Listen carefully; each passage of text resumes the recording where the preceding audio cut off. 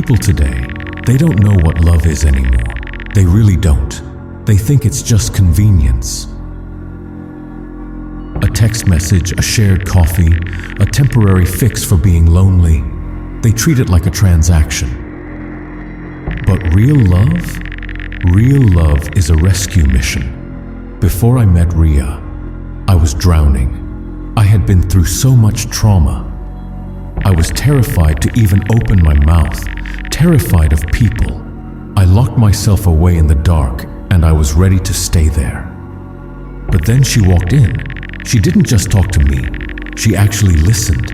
She became my only friend in a world that felt completely empty. She pulled me out of my own head, and she changed me. I wasn't even the same person anymore. That pull, that feeling of finally being safe, of someone holding your hand in the dark and saying, "I've got you," that is what is called love. But when you finally feel safe, that's when they cut your throat.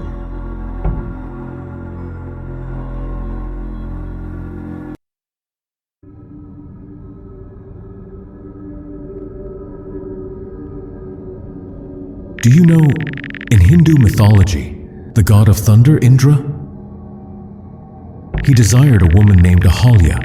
She was fiercely devoted, completely loyal to her husband. Indra knew he couldn't just take her. So he didn't use force. He used her devotion against her. He disguised himself as her husband. That is the true poetry of betrayal. It never comes from an enemy in the dark.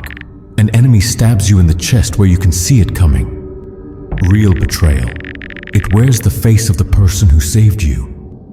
It smiles at you. It holds your hand, and it walks right into your sanctuary. When they found out, Ahalya was cursed, turned to stone for a sin she was tricked into. But what about the husband? What happens to the man who walks into his own temple, only to find a thief at the altar? When the magic fades, you don't turn to stone, you just break.